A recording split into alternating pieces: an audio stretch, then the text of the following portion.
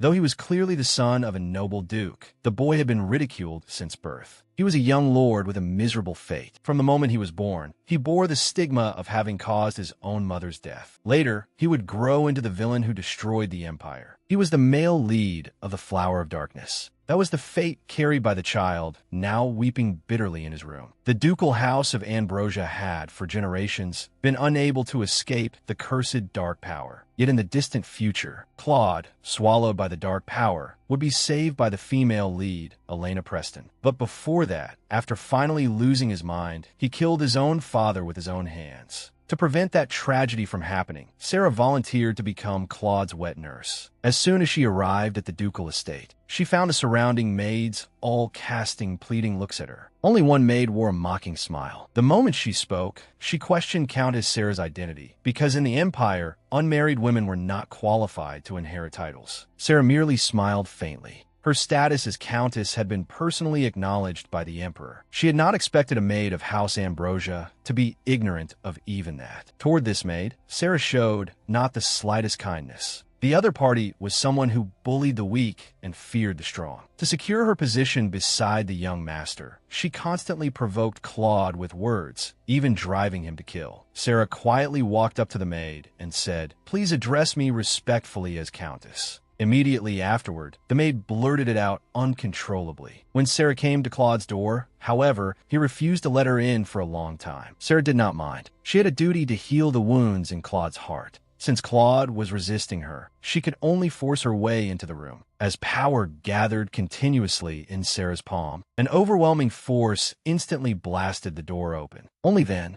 was Sarah's identity as a mage made public, and that maid finally understood that Countess Sarah's title was not, as she had imagined, obtained through unreasonable demands. On the contrary, it was very likely that the emperor had lowered himself to ask for her help. Across the entire magic continent, mages were extremely rare. Any mage who went to any country would receive treatment comparable to royalty. Yet such a noble existence had insisted on coming to the ducal estate to serve as the young master's tutor. Everyone present burst into an uproar. Sarah's gaze, however, remained fixed on Claude. Not only was the child very adorable, he also looked a great deal like her dear friend Tylen. In truth, besides being a mage, she also had a secret that could never, under any circumstances, be known to the world. One day, she discovered that she could no longer wake up in her body in that other world. Because she had been born with astonishingly powerful magic, her magic was so strong that her soul might collapse at any time. Thus, by instinct, she split her soul in two and lived different lives in two separate dimensions. Living for a very long time in one world was only a single day in the other. Unlike Sarah, who could control powerful magic, after she became Park Hyun, all she could do was foresee the future. Before she grasped the world where Sarah Millen lived and foresaw that world's future, her modern life had been very ordinary. Yet in the present world, Park Hyun's body was involved in a traffic accident. Even so, she could still clearly sense that the two souls were connected by an unbroken, hair-thin thread. At that moment, the Duchess suddenly came. She took Sarah's hand and said she had made an important decision and needed Sarah, her important friend, to support her. She wanted to search for Hugo after giving birth, even if that meant abandoning both Issen and Hugo's child. And Issen was willing to help her hide everything by disguising her child as his own. As long as news of her death spread, her father would have no choice. Then she would be free. The female lead's best friend had gradually fallen into madness after marrying the elder brother of the man she loved. She hoped the female lead would care for her child. The female lead thought that all of this had been caused by her, because after despairing over the future she had foreseen, she had written a novel for her own satisfaction, causing Tylen's life to become like this. She wondered whether Tylen would still be willing to forgive her. A man who once bore all the despair in the world was ultimately redeemed by the happiest woman in the world. Even in extreme despair, people did not borrow another's power, but relied only on ordinary love and trust. They wisely saved a world that had been collapsing mercilessly amid chaos. Before her was the female lead's friend, Tylen, and the female lead was telling her a story she had written. Tylen was very excited. She had not expected the female lead to write novels. It was truly amazing, but Tylen would never know what exactly she had seen. Although she had witnessed it with her own eyes through Park Hye-yen's foresight, she still could not believe what a cruel future this picturesque empire would eventually face. Not only that, she also saw in her foresight that, like the other reclusive mages, she too would take her disciples and choose to hide her strength, coldly watching the empire fall into chaos. She also discovered that, in the future, there was a reason she abandoned the empire. If she did not know the cause behind it, it would be difficult to change her own choice. This novel was something she had written to comfort herself after witnessing that shocking future. She always felt that everything happening in this world was nothing more than a fabricated story. Speaking of the novel, Thailand said she wanted the female lead to write a fated romance using her name. After all, sooner or later, she would enter a political marriage with House Ambrosia. But in the novel, she wanted to love someone she truly loved to her heart's content. The female lead agreed, making Thailand the mother of the female lead child. As a result, just like Thailand in that novel, she did not fall in love with Duke Ambrosia, her political marriage partner, but instead fell in love with his younger brother, Hugo. She became pregnant with a child who should not have existed. According to the novel she had written, that child was the male lead of the novel, Claude. Had she known this, she would never have given the characters in her novel the names of real people. The child would bear the curse that the ducal house of Ambrosia had been unable to escape for generations. Fortunately, however, he now had the female lead, and the female lead would stay by his side, preventing the events of the future from happening. Here, upon meeting him, the female lead's heart blossomed with joy. This child was even cuter than she had imagined. The female lead's reaction shocked even the maid. Unexpectedly, the little boy directly shook off her hand and ran to the maid, telling the female lead to leave. The maid was very worried that the female lead would lose her temper. After all, the Duke had instructed them to receive Sarah with the highest etiquette. Just then, a sudden voice made the maids busy. Claude had not expected his father to return so quickly. He hurriedly wanted to wash and tidy himself. At that moment, the female lead felt her chance had come and offered to help him. But before the Duke arrived, there was one condition. The female lead could help him, but he had to agree to let her become his wet nurse. While he was still hesitating, the Duke was about to arrive. The Duke had abandoned an important meeting to come see him. In the end, Claude hastily nodded and agreed. After all, he did not want his father to hate him. The female lead thought, how could the Duke possibly hate him? And she cast magic on him. In an instant, he was perfectly tidied up. At that moment, the Duke arrived. He was somewhat shocked. Why was the room such a mess, while Claude stood there neatly dressed? Claude looked frightened and hid behind the female lead. The female lead was somewhat surprised. She had not expected the Duke to be so handsome. In either world, he was the best-looking man she had ever seen. When he saw the female lead, he paused slightly. Then he politely welcomed the female lead. The female lead could not understand why Thailand had not fallen for the Duke.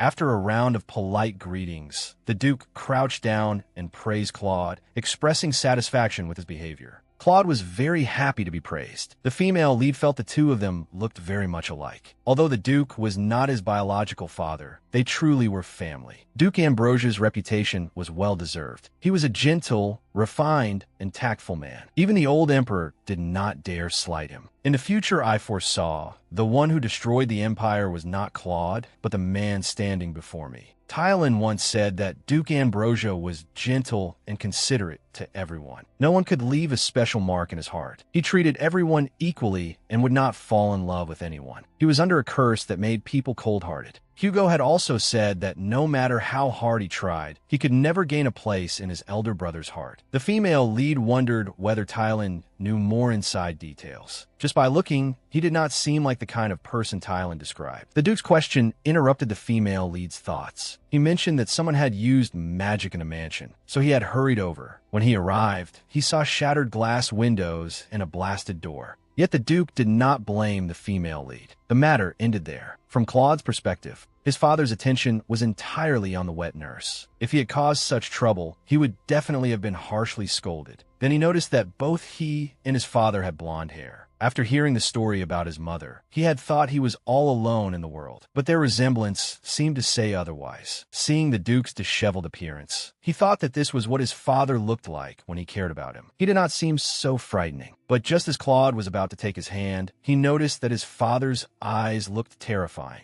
The Duke looked somewhat hesitant, and the female lead noticed that he was avoiding Claude's touch. Seeing that Claude was about to cry, the female lead directly picked him up and placed him in the Duke's arms. The two faced each other awkwardly. The female lead saw how stiff they were and cheerfully reminded the Duke about his posture. She taught him how to hold a child. This way, perhaps the two of them would feel much more at ease. Unexpectedly, the atmosphere between them froze completely, frightening even the maids watching. The female lead thought that it seemed this was as far as they could go for now. The emperor and the nobles were the two irreconcilable forces in this empire. However, there was one person who had gained the trust of both sides. He was the head of House Ambrosia, Duke Isin. Although only he himself knew how twisted his heart truly was. Ever since the female lead rewrote things, his future had indeed been changing little by little. In the past, he had protected the ducal estate alone. Now, he had one more family member. Perhaps the clue to changing both him and the future lay with Claude. And the female lead had to find Isin's other side. But right now, the female lead was somewhat speechless. It seemed the Duke had never held Claude before. And now, besides educating Claude, she had gained one more task to do. Before the female lead came, they had agreed on several things. First, the task of educating Claude would be entrusted entirely to Sarah. Second, all activities necessary during his education would be the Duke's responsibility. While actively assisting, the Duke was not to interfere with Sarah's decisions. The Duke was to trust Sarah completely. He had already agreed to the above terms. And now, the female lead needed him. The female lead's words stunned the maids. What she needed was his time. The Duke looked troubled. Ever since His Majesty announced his intention to abdicate, undercurrents had been surging among the nobles. He had no free time at all right now. The female lead only needed him to spare 3 hours. The Duke thought that he had originally been relieved she had come, but now things had suddenly become troublesome. Emperor Kairos was already 80 years old this year, and he was also the most powerful emperor in history. He had 3 imperial sons, yet had still not named an heir. Duke Isin maintained neutrality, but that method could not last much longer. The Duke had no time to waste on such trivial matters, but that child had to have Sarah by his side because the curse that House Ambrosia could not escape was taking root and sprouting inside that child. Sooner or later, the Duke would need Sarah's power. To prove this, the female lead had even sent a magic tool along with her letter, and only that magic tool had controlled the restless power within the Duke's body. After wearing it for the first time in his life, the Duke experienced the feeling of being freed from the restraints of that power. Seeing his conflicted expression, the female lead shortened the time to 2 hours. Thinking that the female lead could lift the curse, the Duke was just about to agree for Claude's sake when the female lead added another condition. It was said that he always ate simple meals. From now on, the Duke also needed to have breakfast together with young Master Claude. The Duke was astonished. Tylan had faked her death 6 years ago. Rumor had it that the young Countess had been living in seclusion, yet she knew his private life in detail. She was from a prestigious family, the cherished jewel of the house of Count Millen, and one of the most outstanding noble ladies in high society. Everyone knew the young Countess was as beautiful as a flower. Although other hot-blooded noblemen spoke of her eagerly, he had not been very interested. And now she was even using his personal time to arrange for him and young Master Claude to play happily together. Claude, on the other hand, was very happy. Only then did he understand that this had been the female lead's goal. Suddenly, a knight came running over, panting.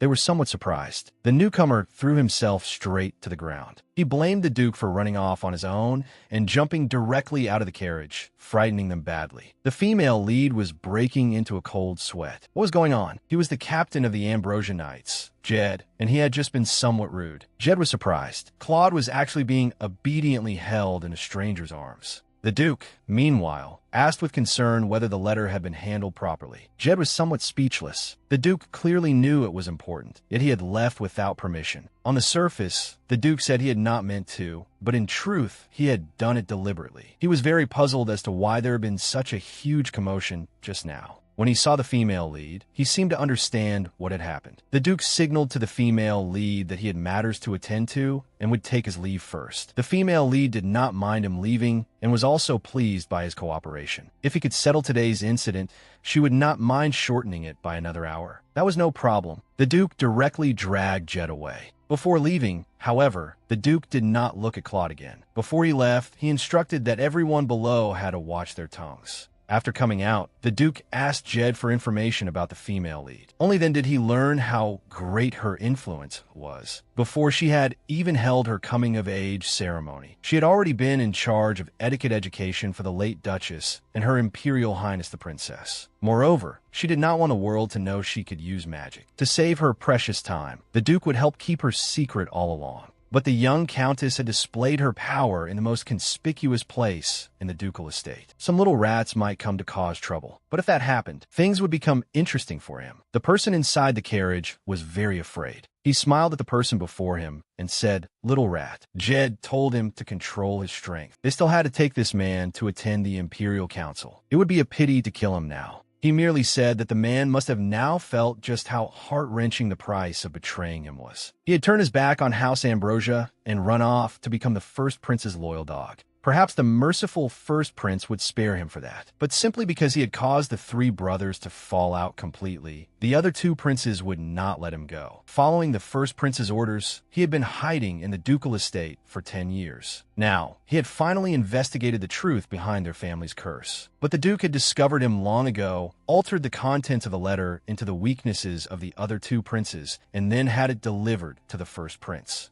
As the Count of Ambrosia, he would not allow the family's secrets to leak out. Therefore, he believed the person before him should be able to understand him. After a while, Jed walked over and asked whether it was finished. The Duke directly ordered them to go to the Imperial City. As for the person before them, in his current state, he seemed to have become a lifeless doll. The Duke's power truly was formidable. Jed noticed that the Duke's ring was broken. The Duke hoped that Sarah's power could also help Claude. The two had been waiting for the female lead for a long time. The female lead discovered that they were twins: Berlin, the butler of the Ambrosia estate, and Rhonda, the headmaid. As expected of the Empire's only ducal house, she could tell these two servants had received professional training. Moreover, from beginning to end, they were exactly the same as the characters described in the novel. Not long ago, in Claude's bedroom, the female lead had thought Claude was unhappy because his time alone with his father had been shortened. Only after asking did she learn that he felt he had made things difficult for his father. He was also worried that the Duke would find it troublesome. The female lead thought that, sure enough, this child had a precocious side. I had investigated Claude's situation in advance. Not only had he already begun learning the Imperial language, he was also working hard on noble etiquette by himself. Faced with such an honest and adorable child, even the iron-hearted Duke should not be able to remain completely unmoved. The female lead felt he could act a little spoiled in front of the Duke, but Claude said his father did not like him. Even though the female lead had obtained private time with the Duke for him, he was still unhappy, thinking the female lead had caused trouble for his father. The moment she said they might cancel it, Claude began to object. Seeing him like this, the female lead found it very amusing. She said that she liked him very much because he was so cute. She told him to prepare himself to spend every moment with her. Then the female lead left Claude.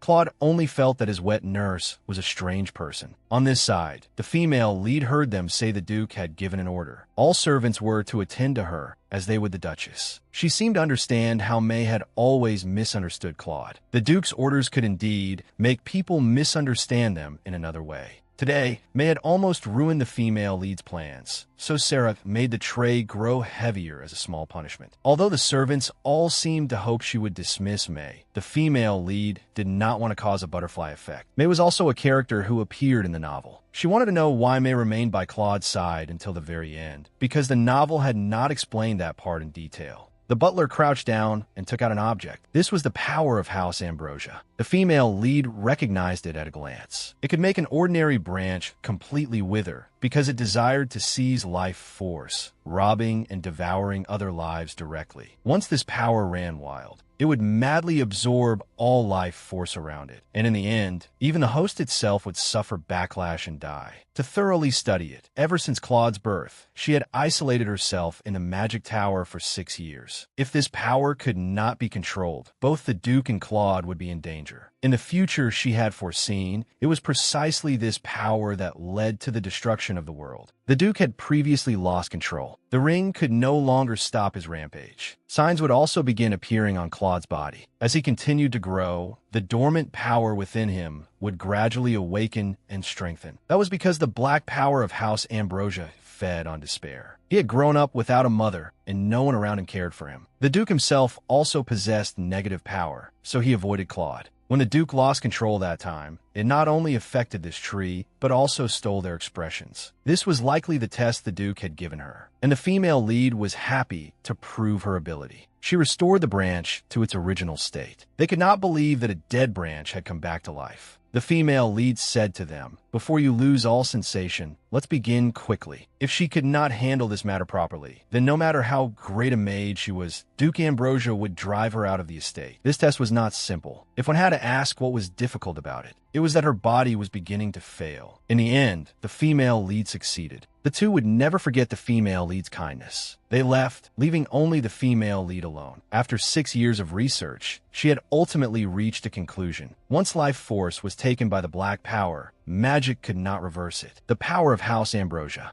desired and seized all life. Therefore, she could only pay the price with her own life force, using magic to help other lives return to their original state. To resolve Claude's misfortune, she had to start from the source and extinguish the bud of the curse. After all, if too much life force was drawn out, she would die young. She had to stay by Claude's side and do everything she could for his happiness. For the past 6 years, she had been researching how to mobilize the magic of the other world to kill Park Hae-yun. Although she would cough up a little blood, it likely would not have much effect on this body. If she coughed up blood a few more times, Park Hae-yun might die. But perhaps that would be fine too. Actually, that would be fine. She did not want to survive in two worlds. The female lead did not know whether Thailand had found Hugo or whether she was living well. However, no matter what Thailand had become, she still occupied the most important place in the female lead's heart, and she too would keep doing her best. Seeing the letters, the female lead felt very speechless. Her disciples were all urging her to return. She merely had one clear symptom, yet they acted as if she were about to drop dead immediately. She might have made the disciples in the magic tower worry too much. Back when she was researching souls and lacked manpower, she had told all her disciples her secret. As a result, they always overprotected her. Fortunately, when she stayed in the magic tower, she hid her appearance and voice, so they had no idea of her true identity. Unexpectedly, even Belluna had left that kind of message, saying she wanted to come find her. That made the female lead feel a little guilty. The servants of the house of Count Millen, Yuri and Dean, ran over with tears in their eyes. They wanted the female lead to stay at home, but it was not as if the female lead would never come back. She felt they were being too dramatic. The female lead was comforting them, while nearby maids were gossiping. As the heir to a count's house, she was now going to be a wet nurse. Naturally, the servants of the count's house must be unwilling as well. At that moment, Claude wanted to find May. He believed that besides May, only Rhonda and Berlin cared about him. As he was thinking about how to rescue May, the female lead appeared before him and called his name. He immediately hid behind someone else. The maid explained that he might be shy around strangers. The female lead felt he was sulking and lifted him high into the air. The maids were packing the luggage, while the female lead wanted to play with him. But Claude said he did not know how to play, because no one liked playing with him. The female lead said everyone must like him. Looking at him, the confused female lead asked why he did not believe her. He directly got down and said the female lead did not understand anything. But the female lead knew everything. She was a great mage, after all. She dared guarantee that everyone cared about him. They were just too afraid. After all, no matter how strong a person was, once they possessed something too precious, they would become cautious and afraid of losing it. Her words were so difficult for him to understand. He had no idea what she was talking about, but he was willing to believe the female lead for now. Then he ran off. He told the female lead to hurry and follow him, since they had agreed to play together. This made the female lead somewhat emotional. I believe that those who, despite hearts covered in wounds, are still ready to open their hearts at any time are the bravest people in the world. At the ducal estate, I caused a great commotion by blowing up the door. Yet the empire remained peaceful without any rumors spreading. Even though a mage had finally appeared in the empire after 10 years, everyone had no reaction. This was thanks to the loyalty of the ducal family servants. If that information were sold, one could probably live without worry for the rest of one's life. Claude was practicing dining etiquette. The female lead praised him for learning quickly, but he still asked the female lead to check again. She had already checked 5 times. This was his first time dining alone with his father, and he did not want any mistakes. The The female lead felt he was so well behaved, but if he was too nervous, he might make a mistake. However, the female lead would be beside him to help. At that moment, the female lead wanted to make a bet with Claude. Because the Duke was busy with official duties, the dishes prepared by the kitchen this time would all be served at once. Claude was somewhat surprised. The female lead then asked him which dish the Duke would eat first. He thought for a moment and guessed bread. The female lead nodded. She guessed salad. If he won, the female lead would have the Duke reward him once. And she kept her word. Claude was very happy and wanted them to go together. The dining room was exquisite and splendid. The seats were soft. Claude was astonished. All of this had actually been prepared by his wet nurse. The dining room had originally been large and frightening, and his chair had been especially hard. Every time he sat in it, his bottom hurt. But now, everything was completely different. He looked at the female lead in great confusion. She always smiled at him. No matter what he did, she responded positively. This was the first time he had met such a person. At that moment, the Duke arrived. Seeing that the female lead had arrived quite early, she signaled Claude to greet him. He glanced at his father and finally spoke. The Duke responded to him as well, then brushed past him. The female lead patted his shoulder and said he had done well. Claude was very happy. At the table, everyone was eating while the female lead stood beside them. The Duke had clearly advised her to sit down, and the female lead had once said that she was only a wet nurse and did not need such high etiquette. She always made the Duke feel very troubled. But right now, there was something more important. Why? From just now, could he feel such an intense gaze? He noticed that Claude was looking at him. He did not know whether it was his imagination, but he felt Claude seemed to be begging him to do something. In his heart, Claude silently chanted, "Choose the bread." In the end, however, the Duke ate the salad. Claude was shocked and suddenly became very dejected. In truth, he really wanted to receive his father's praise. Also, apart from the eye contact they had when he greeted his father, the Duke had not looked at him again. He thought his father must hate him. As a result, he accidentally knocked his cup to the floor. Everyone was startled. Claude paniqued. The Duke noticed the situation and saw that Claude's face was pale. He was somewhat worried and asked whether Claude was hurt. At that moment, the female lead sat down. She said she would dine with them. The servants hurriedly brought tableware. Claude found it strange, since his wet nurse had previously said it was against etiquette. The female lead directly made an excuse, saying that it was fine this way too, and then spoke about mages. The Duke was rather curious about the explosions that often came from research in the magic tower. The female lead found him strange. However, she did not mind helping him fulfill that wish. At that moment, the Duke tactfully declined. He did not want the precious things in his home blown away. While doing so, he casually cut a piece of meat for Claude. The female lead noticed Claude's expression.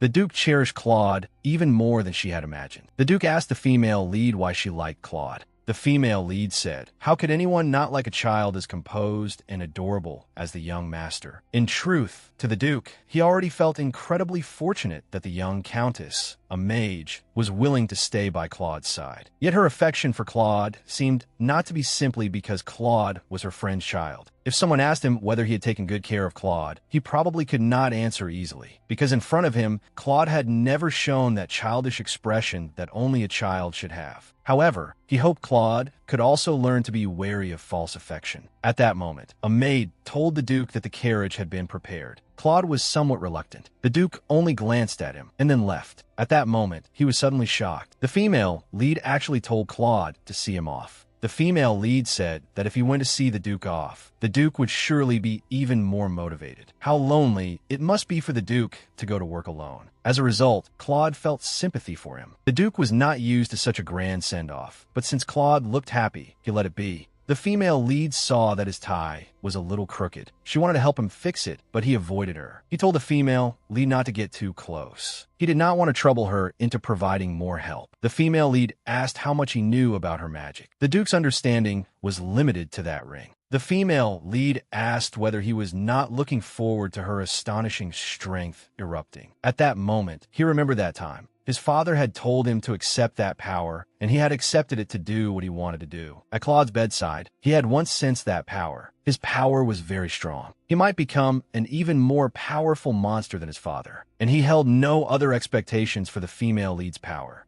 At that moment, the female lead wanted to touch him, as long as her magic would not harm him. He asked the female lead whether she was not afraid. After all, he seemed to hear the screaming of the cursed power. It was his own craving for that power, as if urging him to devour it and hurry to make it his own. However, the female lead grabbed him. She was very confident in her own strength. She believed she could protect them well. The female lead used magic to repair his ring. The female lead's existence was truly beneficial to their family. Looking at the ring before him, the female lead showed it off to him and said, "See, it's fixed." He felt as if he had been redeemed. But in this world, there was no salvation without a price. Although she had performed well, controlling this power was by no means an easy matter. Yet the female lead always displayed calm, 100% goodwill, causing him not only to suspect that she had another purpose, but also to notice that she was smaller and thinner than he had imagined, despite possessing such great power. Seeing him tidy her hair for her, the female lead thanked him. Then the female lead walked to Claude's side and said something to him. He hoped the female lead had some ulterior motive after all. A mutually beneficial relationship was safer. The female lead leaned close to Claude's ear and told him to say goodbye to his father. When she looked back, the Duke's expression was very frightening. The two did not quite understand what the problem was. But since the female lead had finally repaired his ring, she could not let him leave without gaining anything. The female lead wanted him to experience ordinary life, saying good morning to one another in the morning, wishing family members safety when they went out, and happily welcoming them when they returned. These were all the daily routines of an ordinary family. In the end, Claude mustered his courage, called out to his father, and told him to be careful on the road. The Duke was also very happy and thanked him for seeing him off. Claude's heart bloomed with joy, and he asked the female lead again whether she had heard it. Of course, the female lead had heard the Duke thank him. The maids were also happy for him.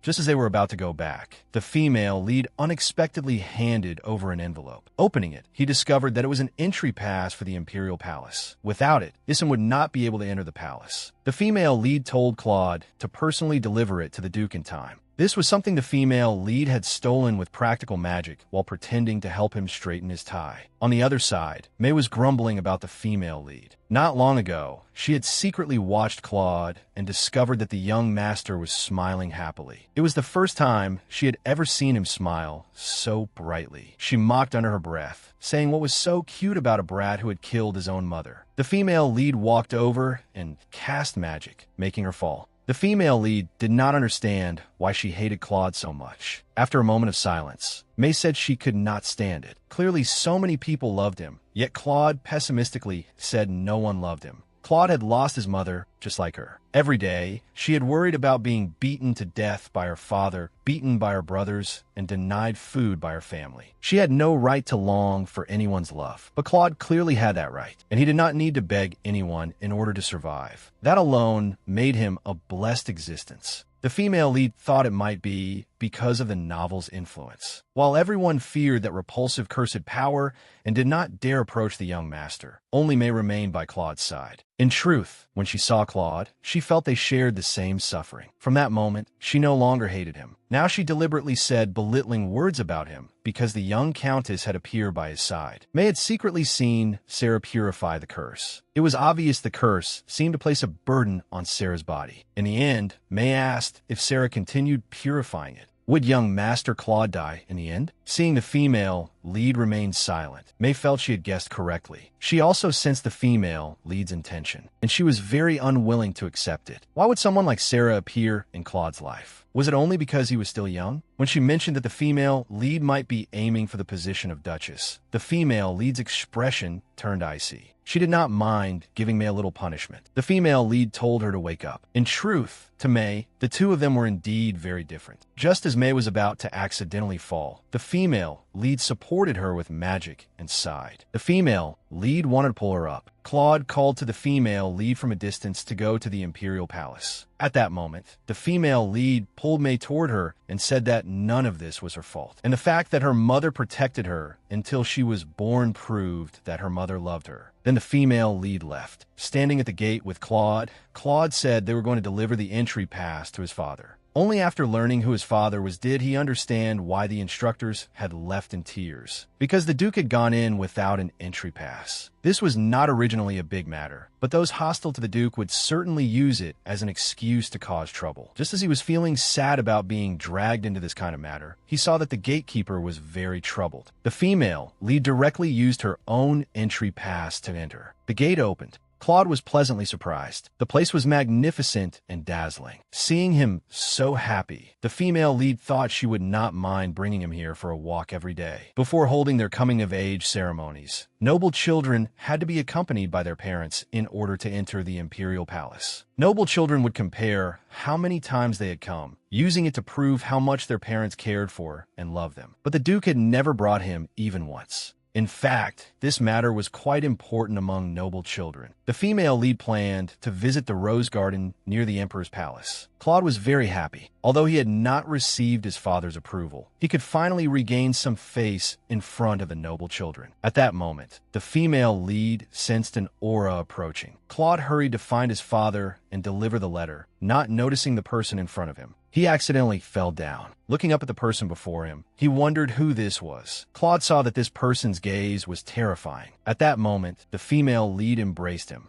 Jed ran over to report to the Duke that the female lead and Claude had entered the palace. On their way to find him, they had encountered His Highness, the First Prince. The Duke was shocked. The First Prince glared at the female lead through gritted teeth. He had not expected to meet her here. The female lead frowned. He was the old emperor's most beloved son, yet also the son he hated most. He had already reached the age to inherit the throne, but the emperor's refusal to abdicate filled him with resentment. In the end, he fell into madness and became the shame of the Crumbell Empire. Since he had not seen the female lead for a long time, he kept smiling as he asked her about that matter. Now, his emotions were very agitated. Claude was heartbroken to see the female lead injured. He felt that it was because of him that his wet nurse had been hurt. The female lead used magic to comfort him, indicating that she was fine. Claude relaxed a great deal, relieved that she was all right. Unable to stand Sarah's smile, the First Prince tried to cut Claude down, and Sarah's magical power still had not recovered lately. At the dangerous moment, the First Prince's sword was severed. Fortunately, the Duke rushed over in time. The First Prince fell into a frenzy, but the Duke could not use his power right now. If he attacked the First Prince here, the other princes would join hands to seize House Ambrosia by the throat. Yet seeing such a scene, how could he possibly stand by and do nothing? And so, he used his power. He slammed him to the ground. Using that power made him feel very good. The First Prince began cursing the Duke as a monster, and even said Claude had brought about his own mother's death. Hearing this, the Duke smiled as he looked at him. Since he knew so much, surely he did not think he could leave this place alive. Then the Duke drew his sword, worried that his power would run wild. Sarah stopped him, saying this would be bad for the child's education. The Duke agreed. The First Prince was still attacking Sarah with his words, saying Sarah was being kept alive on her knees by cursed power, and that was why she protected the monster who had killed her friend. Only then did Claude learn that Sarah had been his mother's friend. The Duke was furious when he heard this, but the First Prince was not afraid at all. With such a commotion here, the royal knights throughout the imperial palace should arrive very soon. As he shouted, Sarah cast magic on him and covered up his wounds. At that moment, many people were drawn over, not only the knights, but also the servants in the palace, as well as the nobles who had come to attend a meeting. His face was extremely pale. Seeing the wounds on Sarah's body, everyone began whispering among themselves. Then, through Jed's guidance, everyone was shocked. The First Prince had actually drawn a sword on a child. Sarah felt Jed was far too clever. Meanwhile, when the First Prince showed his own wounds, no one believed him, because there was not a single injury on him. Everyone thought he had gone completely mad. The knights wanted to take him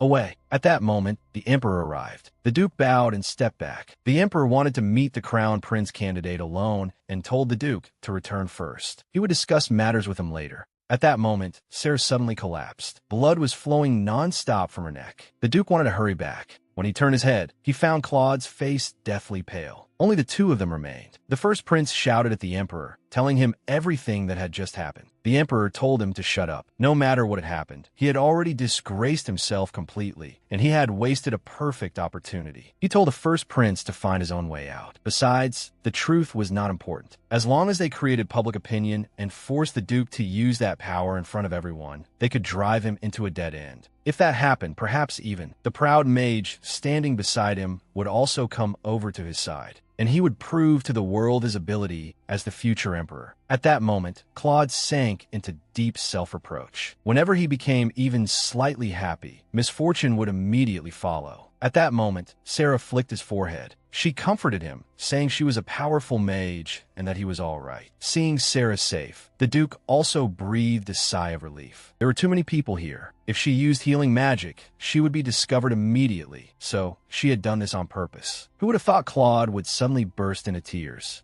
Both of them were shocked, and now that the Duke's ring had shattered, he could not touch Claude either. Claude directly took out the letter, saying the Duke had forgotten to take it. It had not been anything important, but Claude had gone out of his way to deliver it to him. This made the Duke feel very moved. He looked towards Sarah, and she reminded him that he could hold Claude. Nothing would happen now. In that instant, the Duke simply wanted to hug Claude. Sarah also felt deeply comforted. At that moment, the carriage finally arrived. The Duke directly picked Sarah up with one arm as well. Sarah felt a little embarrassed. That night, Claude finally fell asleep. Sarah told the Duke he could leave and that she would watch over Claude. Seeing how attentively Sarah cared for the child, he found himself somewhat unwilling to go. The Duke wanted her to go rest. Sarah had just been about to refuse when she noticed Claude had woken up. He looked toward his father. The Duke decided to leave later. Claude was very happy. Sarah immediately teased him, bringing up the fact that he had cried, making Claude extremely embarrassed. Seeing that even the Duke could not help laughing, Claude directly said he hated both his father and his wet nurse. This was the moment that struck the Duke the hardest. Claude hid under the blanket and refused to come out. Sarah hurriedly urged the Duke to coax him too. Who would have thought the Duke would try to give Claude a mind to play with? Sarah was stunned. Sarah felt she needed to have a private talk with him. In the end, Claude fell asleep, and the Duke's proposal was rejected. The Duke could not help stroking Claude's head. Sarah felt that, deep down, he must love young Master Claude. The more one cherished something, the more careful one became. The Duke did not deny it either. Sarah thought to herself, what would Issen's life path become? In the future, would he become the monster who destroyed the Empire? Although many things had changed because of her intervention,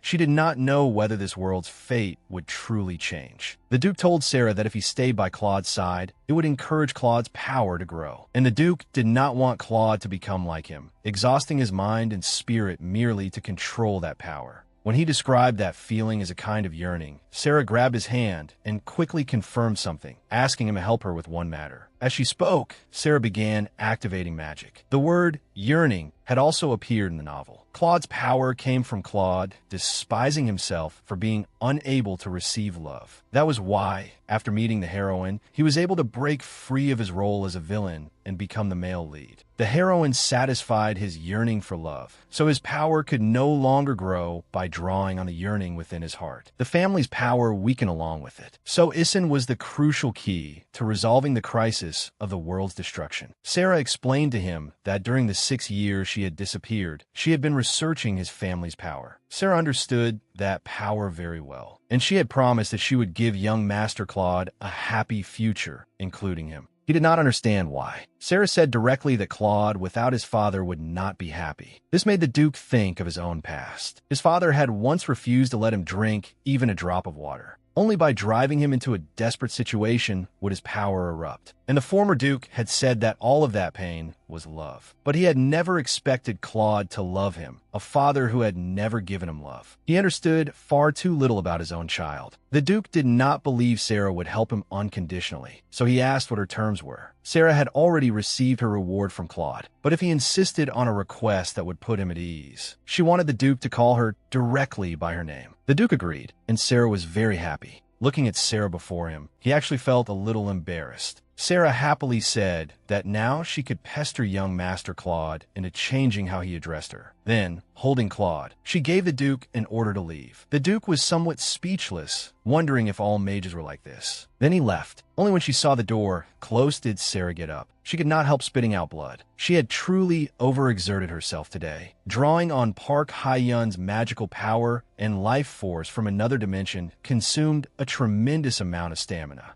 Unexpectedly, someone suddenly came in, and Sarah had not even noticed. She had not expected that although he knew about her condition, he was willing to conceal it and help her. He was very good at reading the room. It seemed he was fighting for his own chance. He had once sincerely cared for the young master and wanted to stay. Although the young count's tone was cold, he was willing to listen to him, and he had taken to heart what Sarah had said to him before. Sarah began testing him to see whether he was truly loyal and devoted to Claude. Clearly, he passed the test. He quickly changed the bedding. Looking at the young master before him, he understood that the person he had always hated here was himself. He brought Sarah flowers, the flowers young Master Claude liked, because the young master thought they resembled the Duchess in the portrait. Sarah did not know whether it had been the right choice to draw May into this. But before the heroine appeared, he had always been by the young master's side and was connected to every matter. He might also have overheard what she said, which must have caused him a strange misunderstanding. Because of the magical oath with her disciples, she could not reveal the existence of her other self, so she simply decided not to explain. Suddenly, Sarah did not know where she had come to. She actually saw her present self. Originally, she had been unable to see what she looked like with her eyes closed. But now, she was looking down at herself. The doctors were discussing her condition. In just one night, she had suffered 2 cardiac arrests, and there had been massive bleeding as well. These should have been caused by Sarah's side. She thought that if her present body died outright, then her magical power would return, and perhaps she could seal the cursed power of House Ambrosia. She hoped Park Hae-yun would die quickly. But Park Hae-yun actually shed tears and even opened her eyes. This made Sarah suddenly wake up in shock. They had clearly met each other's eyes. This was not a dream.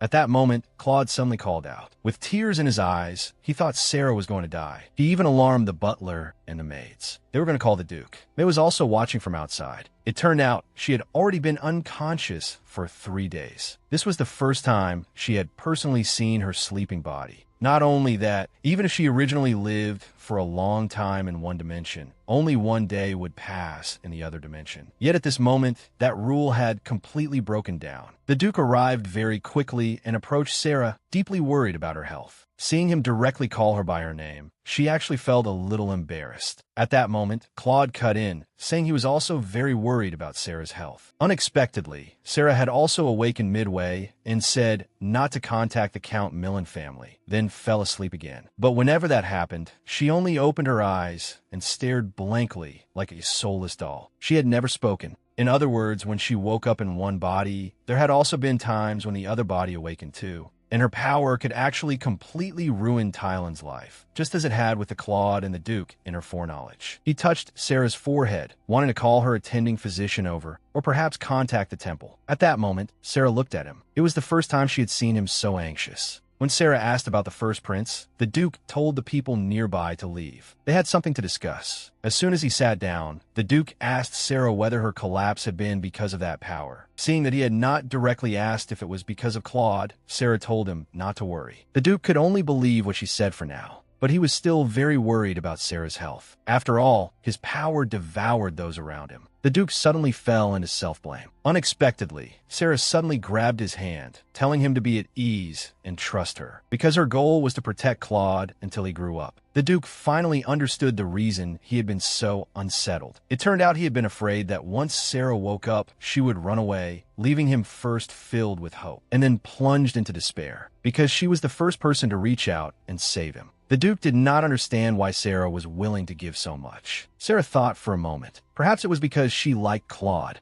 After all, even when she had been in the Magic Tower, she had always been concerned about him. After meeting him that day, she truly came to like him. But who told the person before her to be so adorable? Sarah did not necessarily have to say all of that. Unexpectedly, the Duke approached her and said she was a miraculous existence in Claude's and his own lives. Sarah felt he was playing unfairly. How could he smile like that? Suddenly, the Duke changed the subject to the first prince. The first prince was now going to publicly apologize to Sarah and Claude. In the Magic Tower, A man looked at the magic circle before him and said the room looked like a pigsty. Looking at the person inside the spell circle, the green-haired man frowned, thinking that he still had not stopped. Only after his name, Benjamin, was called did he raise his head, muttering something under his breath. Then he ignored him again. A white-haired woman stepped forward. The green-haired man struck up a conversation, saying that Benjamin had become like this and seemed even crazier than him. The white-haired woman replied that this was not necessarily true. He and Benjamin merely had different personalities, while their thoughts happened to be the same. The green-haired man slammed a fist on Benjamin's magical barrier, saying that no matter how much he talked, Benjamin had no reaction. Only when he mentioned clues about their master did Benjamin respond. To make him come out, the green-haired man said he knew a clue about their master and would share it with him once he came out. Benjamin immediately withdrew his magic. The moment he came out, he started fighting with the green-haired man. He kept asking where their master was. Benjamin attacked with lethal force. In front of their master, he had pretended to be mature and composed, but now he was as frenzied as a wild beast. Benjamin had long found the green-haired man unpleasant. Besides, their master had far too many disciples. Seeing Benjamin become serious, the green-haired man hurriedly asked the white-haired woman for help. The white-haired woman remained unmoved. He ought to fix his bad habit of getting carried away. As they were fighting, someone came over to ask whether they still had not found their master. It was the fourth elder of the magic tower and his disciples. Ever since their master disappeared, this group of direct disciples had turned the magic tower upside down.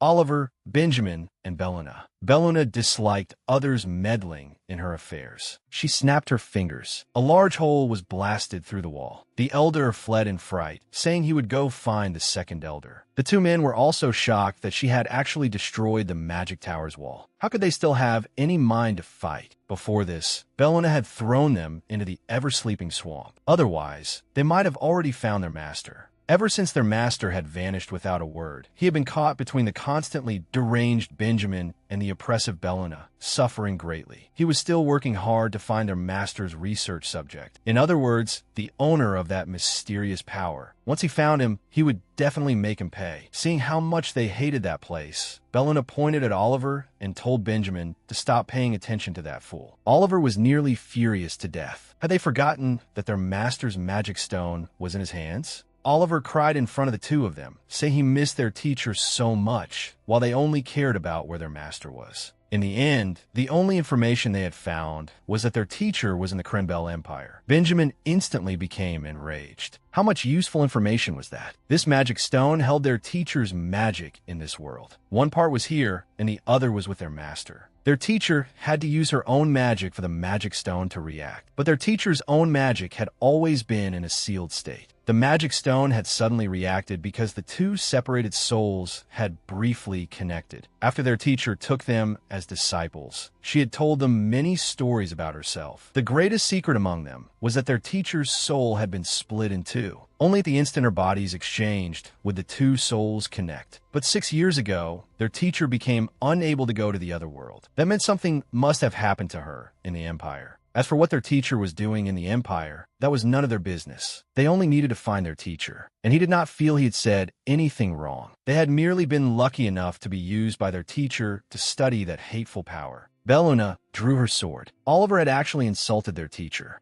It was unforgivable. Oliver told them to accept reality. After all, they did not even know what their teacher looked like. To their teacher, they did not have enough value to know everything. And researching that power was their value to their teacher. He planned to go find the owner of that power. Oliver possessed a frail and beautiful appearance, completely matching the image of a mage in people's minds. There had always been a reason for his caution. The three of them looked at one another. In the end, they made up their minds to start by finding their teacher. Someone was eavesdropping at the door, but they had cast a barrier spell, so he could not listen in. Still, something felt wrong. These people, who would go through fire and water for their teacher, what were they thinking this time? This was troublesome. He had better hurry and contact the Grand Elder. Oliver noticed someone was eavesdropping. Inside the room, Sarah heard his message. Her disciples were moving separately. She needed to prepare. She had not expected them to act so quickly. A maid came over and said Lord Claude was ready. Sarah transformed with a spell and said they should go greet him. Not long ago, the Duke had told Sarah that the first prince was holding a party to apologize. It was a small-scale party in the royal forest. An invitation from a prince could not possibly be a simple apology. For the Duke, this was an eye-opening opportunity to completely eliminate the first prince from the line of succession. The Duke already held hostility toward the first prince, so confronting him head-on was also fine. The Duke was worried. If Sarah could not accept the apology, he would not attend. After all, he was merely using this incident. But he was not the only person who truly had to accept the first prince's apology, so he could not make the decision. Sarah walked down the corridor, lost in thought. She actually had not accompanied Claude on his outing. This was the head maid's arrangement. She probably did not want Sarah and Claude to spend time together. There were 3 noble boys attending the party with the young master, young Viscount Naevin, the son of Baron Yukin, and the son of Count Parber. However, those 3 were not suitable playmates for young Master Claude. On this side, Claude accepted the first prince's invitation. He had asked for this on his own. In any case, he had not been injured. Only his wet nurse had been hurt. He did not care about the first prince's apology. He wanted to know why he had done it. His wet nurse had previously told him that she had already asked His Majesty to give up on the engagement between her and the first prince. Because Sarah had been very beautiful when she was young, the first prince had secretly loved her, but she had directly rejected him. He could not tell anyone about this. Now he had to greet the other noble boys. He tried hard to prepare himself mentally. At this party, he absolutely could not be nervous. At that moment, the 3 noble boys arrived. Claude's expression was very poor. At that moment, the butler came out to smooth things over. Seeing how respectful the butler was, young Viscount Naevin thought his father would surely be very pleased if he knew. His father was very afraid of the Duke. His father had always taken pride in gatherings like this, and the role he played at such gatherings was very important. To earn his father's approval, he absolutely could not make a mistake at this gathering. The 4 of them began afternoon tea. Looking at Claude's expression, he was very dissatisfied. What was so fun about little brats meeting one another? His father had actually told him to curry favor with Claude. The maids were all secretly watching from a distance. The sons of Baron Yukin and Count Parber wanted to go to young Viscount Naevin's house to see the fox. Naevin glanced at Claude and agreed. Naevin was the young master in his own home. He had no intention of preserving his position by flattering that little brat. Thinking of swordsmanship training, Naevin picked up a fruit knife and mocked Claude, saying that if he practiced swordsmanship, he was only fit to hold a fruit knife. No matter how he looked at him, Claude was an eyesore. He forced Claude to pick up the fruit knife and swing it, wanting him to know who was the boss. Just then, a girl's voice rang out. Sarah had arrived. The young masters were stunned. Claude ran over and hugged his wet nurse. Even knowing that Sarah was Countess Millen, Naevin did not take her seriously. He still tried to force Claude to hold the knife. Sarah directly drew it away and stuck it into the ground by his feet. Sarah asked if he was all right. That had truly almost become an incident. Naevin's expression was very ugly. He had done it on purpose. His little companions were all pretending not to see. He also wanted to throw the small knife at that brat, but then realized he could not pull it out. Sarah smiled and asked whether they needed her help. The 3 of them were very frightened and immediately left. Sarah thought that they had finally left. Even with her present, Naevin had kept looking for chances to bully Claude. Stopping them had truly exhausted her. Naevin would attend the party hosted by the first prince, so she had originally wanted them to become familiar with one another. But she had not expected the children's relationship to be like this, and even less had she wanted Claude to be hurt. Everything those children had said to him had been malicious lies made up to bully him.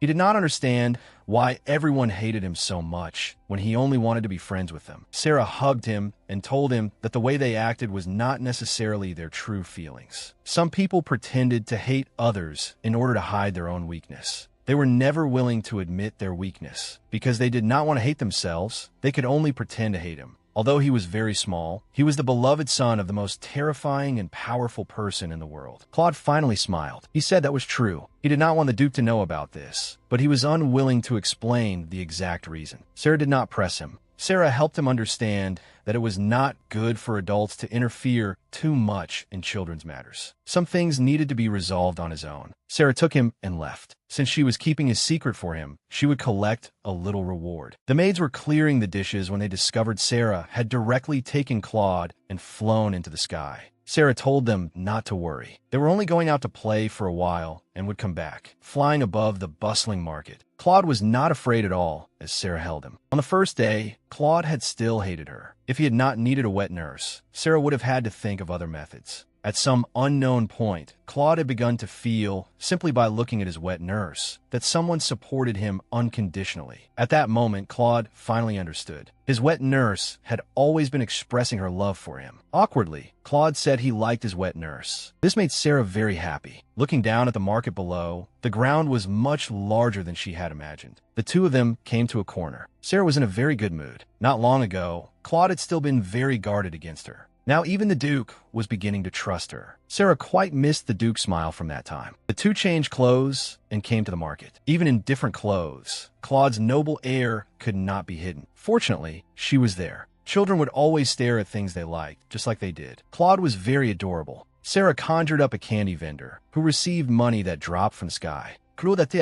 Suddenly, he noticed a child in the corner. That child seemed to be crying. Sarah recognized the pattern on the cloak at a glance. It was Elisa, the illegitimate son of the third prince, Lyrian, the second male lead for the heroine in the novel. Logically, he should not appear until much later. Why had he appeared now? Every time Sarah saw a character from the novel, she felt breathless, because they were children who originally should not have been born into this world. The two crouched to the side and watched Claude. Seeing him crying so sadly, they were very worried. After Claude grew up, the imperial family had already been slaughtered to the last. It was his appearance that had prevented the empire's decline. With Sarah's encouragement, Claude decided to go comfort him. Claude walked over and spoke to him. This was their first meeting. Sarah felt that both of them were very cute. Seeing that he only kept his head down and cried, Claude introduced himself first. Sarah also showed her own politeness. He lifted his head and introduced his name as well. Claude succeeded. Elise's father would come to see him after 5 nights, but he missed his father very much. The third prince was busy right now. The originally weak third prince had not planned to fight for the throne, but after falling in love with an Eastern woman born a slave and having Elisa with her, his fate changed from then on.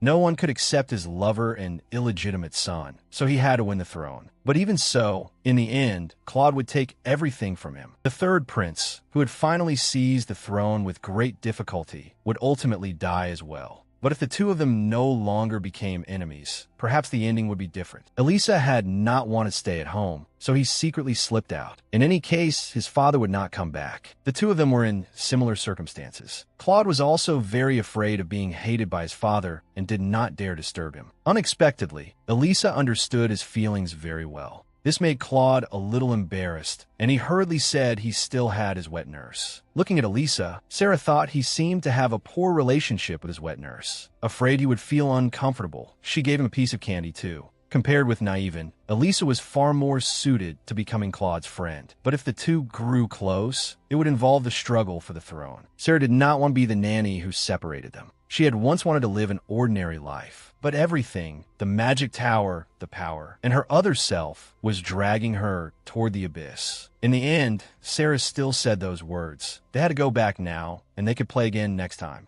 Claude secretly whispered something into his ear. The two exchanged a tacit glance. Then they left. Sarah felt something was strange. On the second prince's side, the atmosphere was very heavy. He had wanted to build connections, but now he had instead ruined them. Viscount Naivan was drenched in cold sweat, but with children's matters, he had no way to control them. He argued that the Duke did not mind this matter. But in reality, the Duke probably knew nothing about it. Otherwise, he absolutely would not let their family go. Viscount Naivan begged the prince for forgiveness. Viscount Naivan returned and looked at his own son. On this side, Claude had already memorized the list of nobles at the party. The party was tomorrow. He absolutely could not make a mistake. Although he felt afraid, he had to face all of this. He would accept the first prince's apology, and at the same time, he would make the prince apologize to his wet nurse. Because if he did not say it aloud, others would not understand. The day arrived as promised. Under everyone's gaze, the Duke attended as agreed. It was normal to bring the victims to an occasion like this. The veiled woman beside them drew everyone's attention. Sarah was somewhat unable to bear it. This kind of occasion was perfect for gossip. Everyone thought Countess Sarah had gone into seclusion, so no one recognized her with the veil on. They actually thought she was the newly married Duchess. She was very worried that they would say such things in front of child. But taking her anger out on low-ranking nobles in front of the first prince was not worth it either. What Claude had to do today was very simple. Sit there and do nothing. Not long ago, Sarah had made thorough preparations. The most important thing was ensuring his safety. At the banquet, he did not need to do anything, nor did he need to flatter anyone. At his age, he should follow his own heart. Sarah only hoped that when he grew up and discussed opinions or opened his heart to others, he would not be ignored because of a lack of social skills. She wanted him to be able to handle any situation properly in the future and always have people by his side. Sarah hoped he would be safe. Even if she was not beside Claude, the things he learned could protect him. Claude was somewhat dissatisfied. He felt she had said all of this for the party, and he also thought his wet nurse would protect him. Sarah felt rather emotional. She hoped he would become an upright person, both outwardly and inwardly. Claude fell asleep directly at the party. When he woke up, he sensed something over there.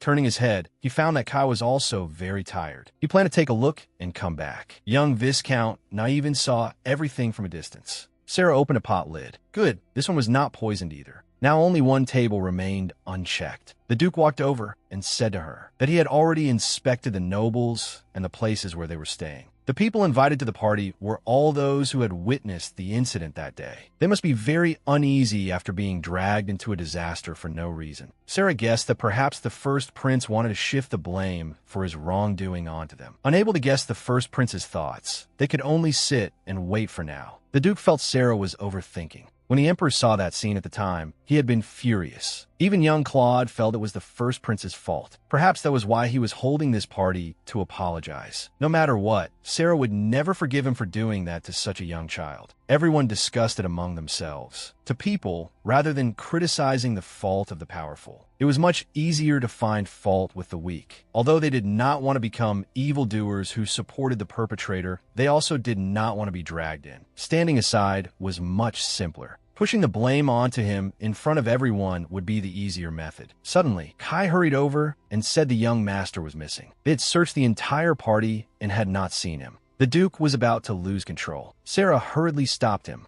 His anger would not solve anything. If others learned of his ability, and if this was something the first prince had done, the situation might become impossible to control. Sarah hurriedly persuaded him, saying they were also at fault for leaving Claude alone. Just when Sarah thought she could not stop him, he finally calmed down. He told Kai that if anything happened to Claude, Kai would pay with his life. They had searched everywhere. There was only one place they had not looked. Meanwhile, Claude had come to the forest. He felt this place was quite nice and wanted to bring his wet nurse here next time. Earlier, he had told Elisa that in 3 days, he would attend a party held in the forest, and they could meet in the small woods near the Imperial Palace. On the way to the forest, Elisa really wanted to see Claude again. Claude did not see Elisa. Instead, he saw young Viscount Naivin. He had clearly arranged to meet Elisa. Young Viscount Naivin told him to stop because they were already outside the adult's line of sight. The atmosphere between them was very tense because Claude was startled by his sudden appearance. He shoved him. Unexpectedly, Naivin did not react at all and sat silently on the ground. After a while, he said Claude should keep hitting him until his anger faded. His Highness the Crown Prince would arrive soon.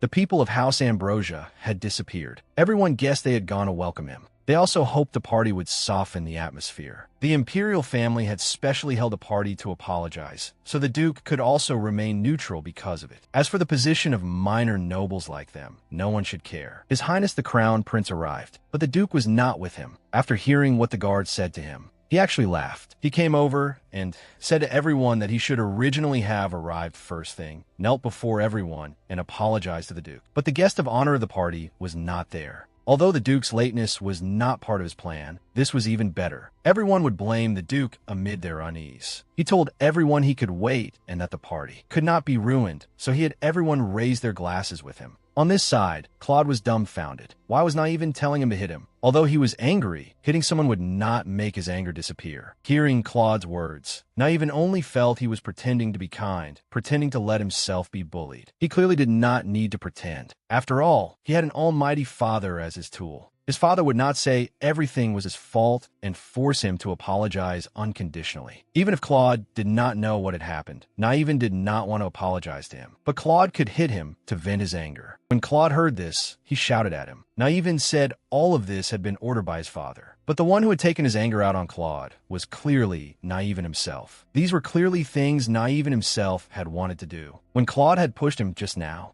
He had originally wanted to apologize, but now there was no need. In truth, before this, Claude had only been afraid of him and had not allowed himself to be angry with him. But now he was truly angry. Since Naivan did not want to know how he felt, he did not care either. The young Viscount, left standing there, deceived himself with his thoughts. He had not disappointed his father. His father had not knelt and begged Claude's father. How could all of this have been his fault? He hated seeing his father act respectfully toward a stuttering child. But now Claude had become frightening. It was only natural that Claude was angry. He called out to Claude, saying he had something to tell him. Unexpectedly, there was a monster behind him. Claude noticed it at that moment too. Issen had also arrived in the forest. He heard the monster's cry as well. There was movement all around. The Duke attacked swiftly and cut down the monster. They were stunned when they saw it. Around an ordinary party, it was impossible for so many monsters to be released. Yet monsters had appeared right before their eyes. But now was not the time to worry about where the monsters had come from. These monsters could distinguish their targets. And the one the monsters had their eyes on was not him, but the knight's life. Someone threw a stone at the monster. Claude was so frightened that he sat down on the ground. Elisa was in the distance. He was also very afraid, his whole body trembling uncontrollably. They told Claude to hurry and stand up, but he could not. Young Viscount Naivan was the one who pulled him up. The three of them quickly fled together. There were too many monsters. All they could do was run. Elisa blamed himself inwardly. He should not have come here on his own without listening to the adults. If they found out, he knew they would definitely punish him. If it had been the old Claude, he would certainly have thought the same. But now, right now, the first thing they had to do was survive. Still, they were driven into a dead end. Attacked by magical beasts, they fell into the river. Just as they wondered what they should do, they were suddenly pulled out of the water. Sarah had finally found this group of little troublemakers. Meanwhile, a man was imprisoned in the dungeon. Dark power. The first prince had experienced it himself, so he knew exactly what it was. It immediately reminded him of Jim. The first prince looked displeased. The fact that he had been captured was a great disappointment. It was because of his uselessness that he had suffered such humiliation. But things were different now. He could finally make himself useful again. Even if it was a mindless monster, as long as it ate him, it could absorb the Duke's power inside him. That way, he would become far more useful, so he could go in peace. Not long ago, Sarah had suggested splitting up the search. She knew that was reckless. If they moved together, it would be much safer. But the most important thing right now was Claude. They had to find him as quickly as possible. To them, nothing mattered more than him. On this side, the three children were crouching drenched in front of Sarah. The monsters had already been bound. If they had not been beside the stream, Sarah would not have been able to restrain them. Luckily, the children had fled here. Otherwise, she would not have been able to subdue these monsters, nor would she have been able to save them. She had truly thought she would be too late to catch them. The first prince looked around at the banquet. So the ninth duke had still not appeared. He must have entered the forest, and it seemed young Viscount Naivan had gone into the forest as well. He wondered whether the boy would make it back out. After all, the forest was supposed to contain only small animals. He also hoped the Duke would return safely on his own. That way, everyone would suspect that his motives were impure. Before the banquet began, he had told his son to apologize to the Duke at this moment, but his son had refused. He did not understand why his son kept disappointing him, so he said something cruel. If he did not apologize, he would no longer acknowledge him as his son. Now he regretted saying those words. At this point, he could not even go look for his son.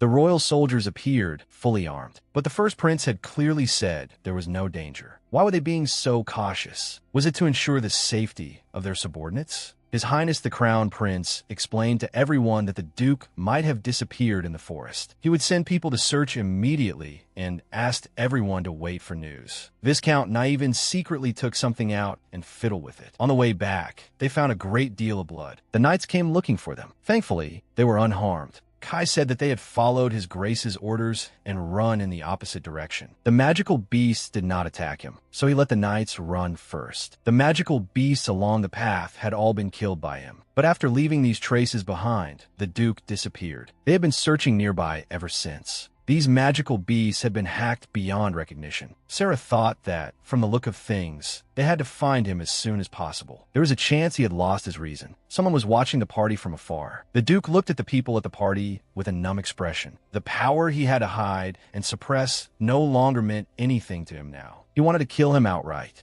A voice from behind stopped him in his tracks. Claude, whom they had been searching for so long, was standing behind him. the monsters attacked. The party fell into chaos. The Crown Prince felt a little embarrassed. He had originally planned to wait until the Duke appeared before luring the monsters to the party venue. Now the monsters had come directly on their own. Suddenly, he saw them at the corner. He shouted at the crowd that these monsters had been brought by the Duke. Duke Ambrosia appeared and protected everyone. No one listened to him anymore. Even the royal soldiers were trampled under the monster's feet. The Duke walked up to him and stared at him coldly. Sarah suddenly noticed something and looked carefully in confusion. Without hesitation, he thrust his sword forward. The Crown Prince thought he was going to die. His grace killed the monster behind the Crown Prince. In fact, Sarah could temporarily manipulate his magic, but it was rather risky. Still, she believed the Duke would turn danger into safety. After all, he had to protect Claude. Viscount Naivin saw his son. He was unharmed. The mess before everyone left them rather confused. The Crown Prince said the Duke had lured the monsters in, yet the Duke had saved the Crown Prince. Could it be that the Crown Prince had staged the whole thing himself? The Ambrosia Knights were speechless. What nonsense were these people saying? Viscount Naivin stepped forward and took out a recording stone. He said he had just recorded everything that had happened. Everyone was surprised. Was he not one of the Second Prince's people?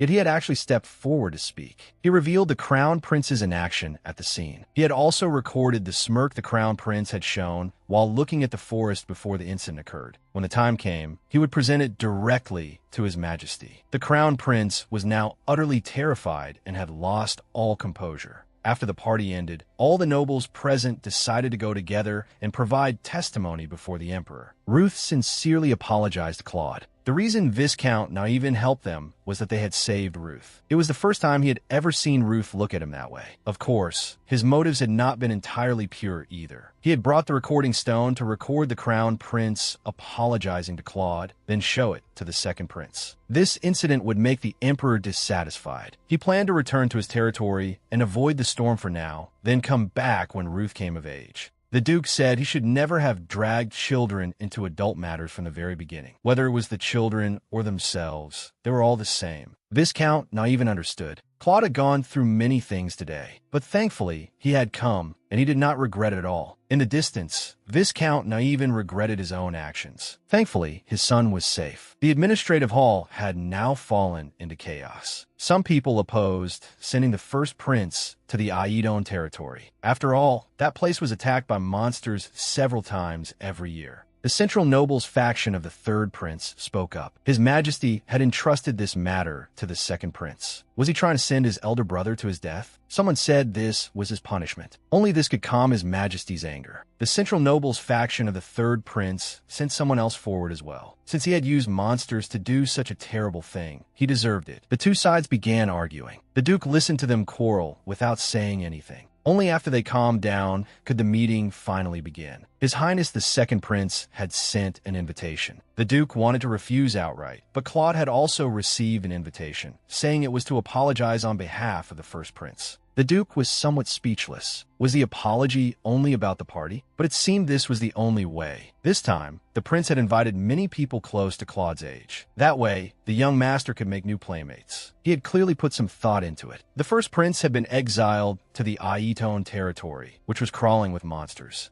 The second prince held the authority to punish members of the imperial family. This showed that the emperor had decided to hand the throne to him. Although things had not fallen into the worst possible situation, it could not be denied that events were developing in an unexpected direction. Claude was actually with that child. Jed said that they had not had time to send the child back. They had already told the people of the estate that he was Claude's friend. That child was the third prince's illegitimate son. Sarah probably did not know. Now, instead of going to see His Majesty, he had an appointment. The two children were playing outside. They were Claude and Elisa. No one had expected them to get along so well. Fortunately, the incident with the monsters had not affected them, and that child's background was not important. What mattered was that they could happily play together. Claude and he should be able to become good friends. As for the rest, that was an adult matter. Just then, a messenger pigeon suddenly arrived. The note said the Duke was on his way. Sarah had completely forgotten the promise they had made to meet once a week whenever he had time. After all, she had been enjoying her time alone with Claude too much. Besides, he should have been very busy right now. Yet he chose this exact moment. He should know Elisa's identity. Sarah was afraid he would suspect her of having ulterior motives. But the Duke's carriage had already arrived at the gate. Asked whether she wanted to go out and greet him, Sarah took a deep breath and agreed. Now, there was only one way, tell the truth. When she saw the Duke, she happily said she had not expected him to keep the appointment, since he must have been busy lately. Faced with Sarah's playful smile, he merely stared at her. Finally, he asked whether there was nothing else she wanted to tell him. Sarah said Claude had been having a lot of fun and needed friends. But the Duke immediately frowned and said he could not play with that child. How could Sarah bring him back without knowing his identity? He even told Sarah to send him back. Of course, she knew the child's identity, but Claude liked Elisa. And for what the children said, Elisa had saved Claude's life this time. Even if Elisa himself did not think much of it, they were no longer merely passing acquaintances. Judging by the situation, these people were intelligence agents of the House of Ambrosia. The Duke intended to erase every trace of Elisa. Sarah asked whether it was simply because Elisa was the third prince's illegitimate son. The two of them needed to talk alone outside. Sarah intended to confess part of the truth to him. At that moment, the Duke felt a severe headache. Sarah noticed that he was unwell and stepped forward to help ease it. She said he had always put Claude first. The Duke said this was dangerous. After all, if the third prince found out, something like yesterday's incident might happen again. But Sarah could feel that the two children were genuinely close. Besides, the third prince could not possibly be as brainless as the first prince. The Duke, however, thought that was hard to say. He did not want Claude to bear any risk beyond the family curse. He actually wanted to keep Claude locked in the house forever until the curse disappeared. But Claude would miss out on so much. A child's growth waits for no one. He needed not only family, but many things family could not fill. Once he missed those things, it would already be too late. The Duke said that was his fate. As long as he possessed that power, he should give up many things. But that was too cruel to Claude. Sarah became very emotional. Was he going to take away the things Claude cherished? The Duke said that once one possessed something, one would lose it. He was a member of the Ambrosia family. Such feelings were a luxury. They should never have existed in the first place. Sarah, perhaps through self-defense magic, splashed water all over him. So he wanted Claude to live like that, alone, forcing himself to endure without anything or anyone precious to him. He had always lived that way, not even cherishing his own life. And now he wanted the next generation to live the same life. Sarah truly could not help being angry. She hoped he would not lose Claude like this, as if he did not care about his own future. Just thinking about it now still frightened her. He could be like her and simply cherish and protect the people and things before his eyes. Only then did he realize that he had been raising Claude the way his own father had raised him. When Elisa saw the Duke, he was so frightened that he burst into tears. Sarah's ears suffered a direct blow. The reason he was so scared was probably that the Duke had been covered in blood at the time. Sarah told him that the power he had now was enough to protect Claude, and she would work hard to lift the curse. The Duke could not help laughing. He felt that if they joined hands, it was as if they were invincible. The adult's fingers touched. Magic flowed between them. His headache eased greatly. In the carriage, Sarah planned to send Elisa back. After all, he had gone out alone, and his family must be worried. They arrived at the previous marketplace. Sarah shook him awake. He whimpered once and went back to sleep. He looked very adorable. Sarah carried him to a shabby house. A maid came out and thought Sarah was a kidnapper carrying her young master. After Sarah explained, her attitude softened somewhat. This woman, whose emotions were written all over her face, was the current empress's full-blooded younger sister, Cressida, the illegitimate daughter of Auckland. In the novel, she was clearly a young woman, but the person before Sarah was obviously older. Could these changes have been caused by Sarah taking Park Hye-yeon's life? Cressida took the child back with an ugly expression and said Elisa only knew how to run around. He cannot even be considerate of adults. Sarah was rather angered by what she heard. He was still so young. Sarah thought it was no wonder he was afraid of his nanny. This nanny did not care about Elisa at all, nor did she intend to protect him. The third prince had asked her to look after the child, but she had failed to fulfill her duty. Sarah intended to invite him over to play again. Claude needed a playmate, and they were not asking much. She told the maid not to worry, but the maid's expression immediately fell. She was clumsy and far too negligent. The third prince was doing his utmost to conceal his illegitimate child, yet he had arranged for a maid like this. Could there be something about him that Sarah still did not know? The maid agreed. At the same time, Sarah had to leave Claude for now. It was a good thing that he had made a friend, but there was something she had to investigate clearly. With a bang, a tree smashed a monster to the ground. 3 people stood before the monster. These little things really had no ability. Oliven was very frightened. This monster looked far too disgusting. He felt a little guilty. After all, he had accidentally set the wrong coordinates. Benjamin was furious. He had been sent here to suffer, and their teacher was not even here. If teacher were here, they would not need a magic circle and could teleport directly. Unfortunately, he was not as skilled as teacher. He could only set up the array before dark. He planned to settle everything in one go. With tremendous destructive power, he blasted open a clearing. He had already paved the way. They had to finish laying the magic circle before they went down the mountain. Ahead was the Aidon territory. Belluna agreed verbally, but in her heart, she wondered whether it was really all right to bring two fools like this to teach her. Watching them leave, I'll even cast magical lines pointing in one direction. After returning, Sarah thought that she had to personally meet the third prince. Although she disliked parties, two little figures were fighting in her mind. She wondered what she should do. But right now, she had to deal with the problem of her disciples. Long ago, she had heard that her disciples had begun searching for her. It was only a matter of time before they found her. After all, they were so outstanding, even if one could not tell from their appearances. They were all highly capable mages. She did not want to drag them into this, but she had taught them too well. Even after completing their training, they had remained by her side. And now, the people who truly needed her help were these two. As expected, she still liked being with them. In the Kremble Empire, the second Prince Ilir sighed in relief when he heard they had accepted the invitation. His elder brother was not doing well in the Aidon territory, but he had always been useless to begin with. If he had shown even the slightest qualification to become emperor, they would not have had a chance. His Majesty had recently refused greetings from all the princes. The second prince could not help laughing. Did His Majesty look very sad? But this time, His Majesty had actually agreed to attend this party. Previously, the Emperor had always refused. What had changed his mind? He glanced at the attendance list. Sarah was actually on it. She had been living in seclusion before, yet now she would attend as the wet nurse of the House of Ambrosia.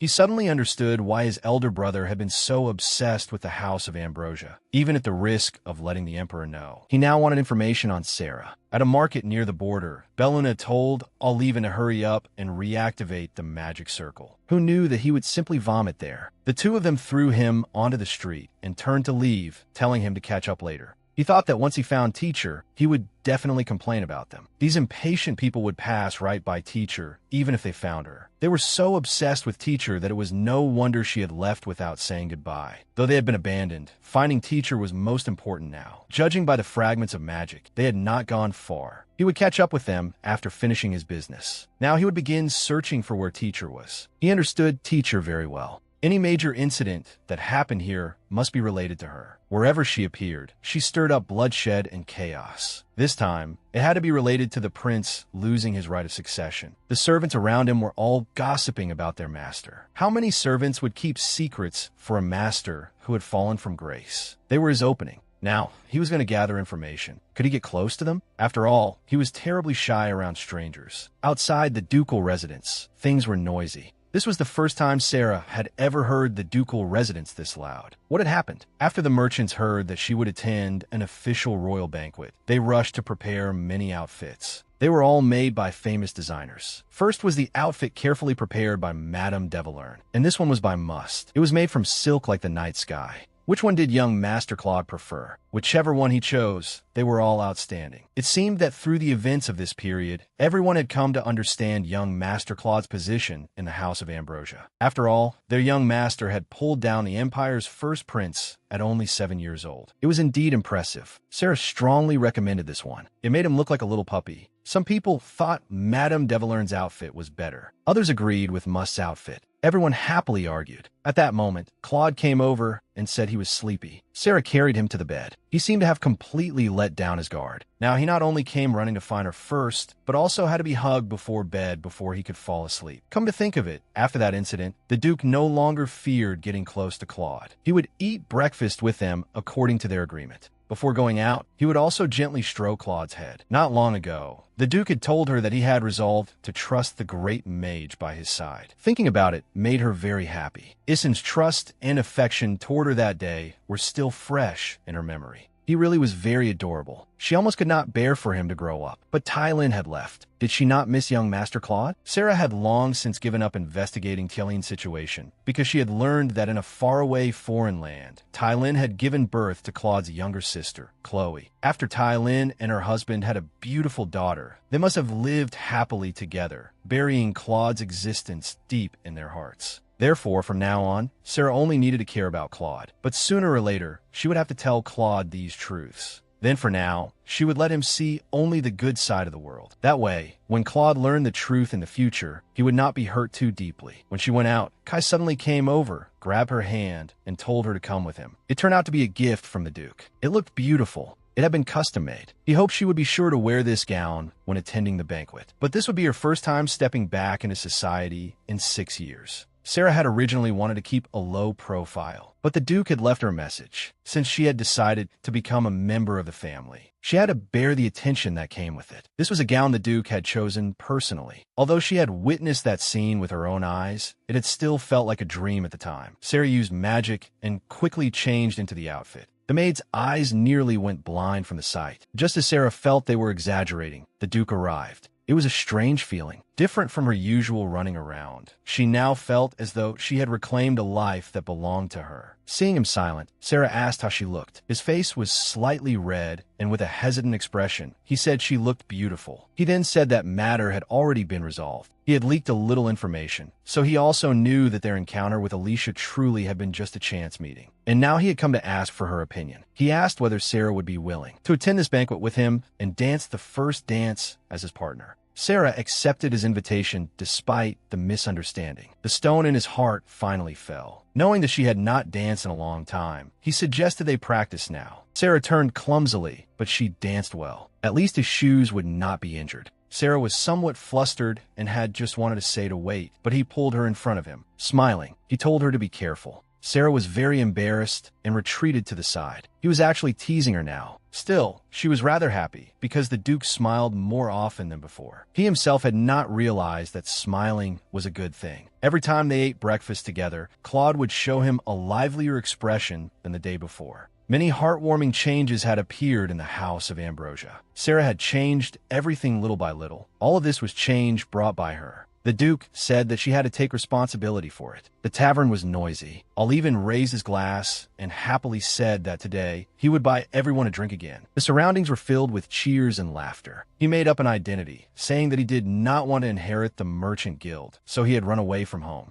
Now he wanted to sell something. It was a treasured item. He had heard that this bead could summon a being that would help people fulfill their wishes. He claimed he had once worked under a great person. As long as something looked gorgeous and rare, nobles would fight desperately over it. He wanted to sell this treasure to a noble for a high price. Meanwhile, the first prince was throwing a tantrum in his chambers. They had no way to deal with him. Were they really going to let the first prince keep making such unreasonable scenes? His father, however, believed that serving one's master was the natural duty of a subject and told him not to say more. He had once greatly admired his father's loyalty to the empire, but now he could not stand by and watch his family choose the wrong side. He knocked and entered. The one being beaten was the first prince's last attendant. If even he fell ill, then afterward, members of their Aidon family would have to personally serve the first prince. He stepped forward and said the servants had found a treasure. It was said that it could summon a being capable of helping people fulfill their wishes. The first prince stared greedily at the bead, even fantasizing about going back and using it to buy himself a little more time to bind his father. Baul withdrew, saying it would only respond to those with grand ambitions. Suddenly, the bead erupted with powerful magic. A magic circle quickly formed. What the hell was this? Someone actually appeared before him. He said he had finally found it. The first prince's body still carried the power that his master had researched. He wanted to ask one thing. Had he been attacked by a force of curse? Who was the owner of that power? Meanwhile, on Sarah's side, she was wearing a gown and preparing to attend a banquet. Claude could not help praising her, saying she was dreamily beautiful. Young Master Claude was very handsome today as well. The Duke watched from a distance and cleared his throat, trying to draw their attention. The two only turned their heads to glance at him, then continued chatting. Hearing the two discuss what they should do if something like last time happened again, the Duke came over, stroked Claude's head, and said he hoped Claude would tell him first. Claude happily agreed. Then they set off for the Imperial Palace. In the Stenia Hall of the Krimble Imperial Palace, everyone was talking. They had heard that the first prince, who had been sent to the Aiton territory, had gone mad. It seemed they finally had a chance to see the person Viscount Naivan often talked about. Suddenly, a commotion spread through the venue.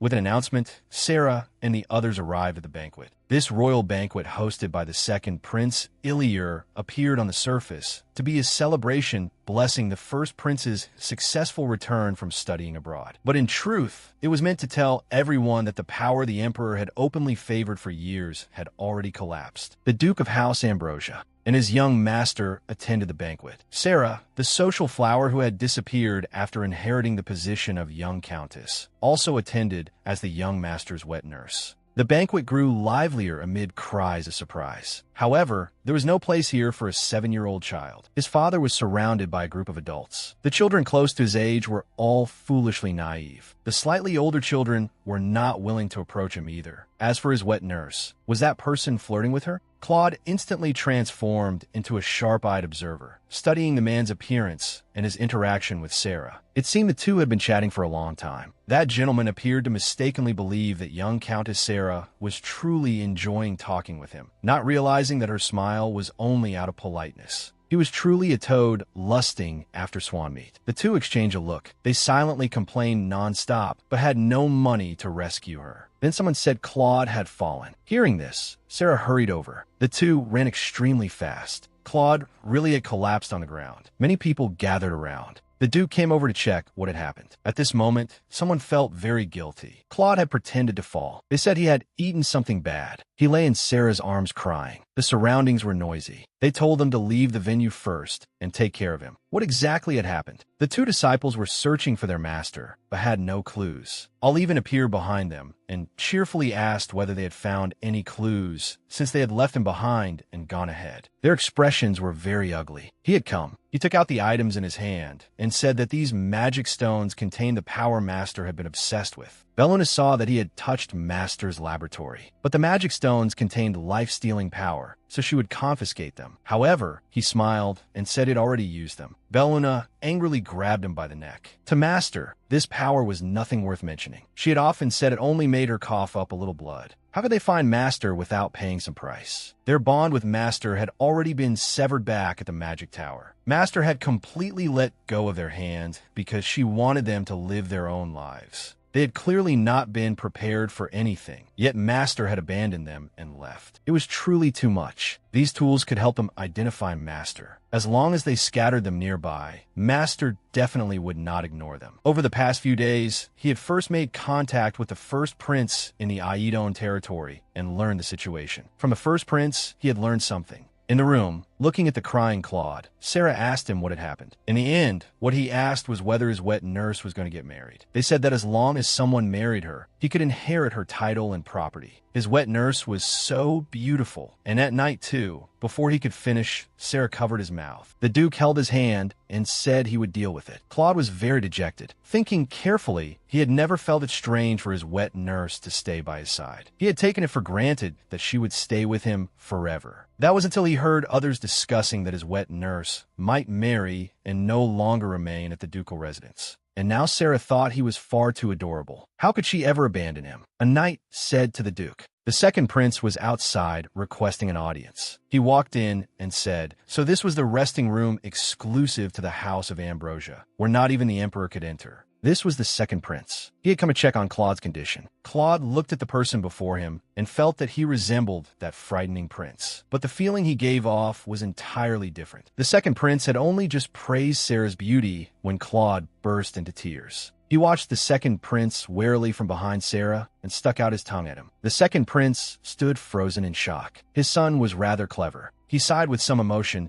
and said that he had never expected such a talented person to willingly serve another as young Master Claude's wet nurse. Calmly, someone reminded him that the emperor should arrive soon. Was he going to remain absent from the venue? As expected, the House of Ambrosia always stood at the peak of power, and even the imperial family was no exception. Since he had confirmed that young Master Ambrosia was fine, he would leave first. He would personally inform His Majesty of this matter. He would learn about Sarah appropriately under the watchful eyes of the House of Ambrosia. thereby dispelling his doubts about her. He knew how to stop at the right point, and he understood the principle of mutual benefit. Another day, he would visit personally to apologize for offending Claude. For the second prince, this was an unexpected gain. Looking at the crying Claude, Sarah asked whether he understood a mage's oath. Mages used oaths to make promises that had to be kept. If they failed to keep the promise, the mage would lose their power. They might even pay with their life. Now she had already made an oath with him. Until he obtained happiness, she would never abandon him. So he no longer needed to live in fear, because she would stay with him until he found happiness. In his memory, he had never fully possessed anything, let alone the people he treasured. That was why he was so afraid of losing her. After all, she was so special to him. But why was she doing this? She was his mother's friend, while he was the culprit who had caused his mother's death. Sarah wanted very much to confess the truth to him, but now was not the time. He absolutely deserved to be loved. Sometimes, things were the adult's fault. She was very afraid of how Claude would react if he knew that all of this had been caused by her. If there was one thing that would never change, it was that she needed to confess everything, ask him to forgive her, and then break the oath she had made with her disciples. The mistake she had committed was extremely grave. Perhaps he would hate her for the rest of his life. Claude heard this and said he would forgive her, no matter what she had done, because he liked his wet nurse the most. At that moment, Sarah was deeply moved. Her eyes could not help reddening. At the banquet, His Majesty the Emperor soon arrived. He had even brought the third prince. They heard that His Highness the Third Prince had gone to carry out His Majesty's secret order this time. Did that not mean His Majesty did not intend to fully support the second prince? His Highness the Second Prince had gone alone to meet Duke Ambrosia. But seeing that the third prince did not seem to care much, the Emperor did not understand his intentions. The second prince had brought down his own brother, so he must have wanted to enjoy this moment of victory. The third prince went to get His Majesty a drink and discovered that young Master Ambrosia was also not in the venue. He remembered what Elisa had once said. He wanted to play with Claude. That was the first time his son had defied him. Because Elisa had secretly gone to see young Master Claude on his own, he had threatened him that he would never be allowed to go out again. Who would have thought he would react that way? Just then, someone bumped into his shoulder. The person apologized awkwardly. Which family was this person from? A gem fell to the floor, and the person disappeared. Seal the venue immediately. A suspicious person had entered. When the Duke returned, he saw that both their eyes were swollen, as if they had been arguing. But now was not the time to tease them. He had heard that a suspicious person had infiltrated the venue. He would first have Claude stay here. Looking at Claude, he told him not to leave Sarah's side. He would be back soon. They should not be in danger inside the Imperial Palace. But Sarah felt very strange. This had not happened in the novel. She had a bad feeling, and that person's clothing did not look like someone attending the banquet. She heard that the suspicious person was a green-haired man wearing a cloak. Sarah was shocked when she heard this. Something had fallen from his arms when he left. It was a glowing stone. She could be certain that the suspicious person was a leave-in. Claude was uneasy. Why was his wet nurse making that expression? Did she want to go over there? Had she not said it was dangerous? But that was a mistake she had made. She had to go correct it. It was someone she knew. When she was at the Magic Tower, she had taught him personally. It was probably because she had left the Magic Tower without a word that he was angry. She had to go clean up the mess. She instructed the knights not to let Claude approach that stone. The Duke might use that power. From what she saw today, the paper charm would not hold out much longer either. No matter what happened, she had to go stop it. Sarah appeared at the banquet. The banquet was still proceeding as usual. It seemed they had not informed the nobles that someone had infiltrated the Imperial Palace. The Emperor greeted her. He should have already heard about it. In the end, they had concluded that it was a magic stone. She should still go take a look. Seeing Sarah appear, he anxiously walked over. Should she not be with Claude? But the one in the greatest danger now was him. As he and Claude grew closer, the magic consumed to suppress that power of had also increased. She needed to make a new tool. The Duke did not understand her at all. She had never seen him look so obedient before. As long as she infused her own power, the power of their family would be like something that had eaten and drunk its fill, falling asleep. She even began to suspect whether it had obtained what it wanted. A flicker came from the distance. The magic stone had just flashed once. Suddenly, it erupted with a huge light. Sarah hurriedly tried to run over and stop it. It was clearly about to be too late. A cracking sound rang through space.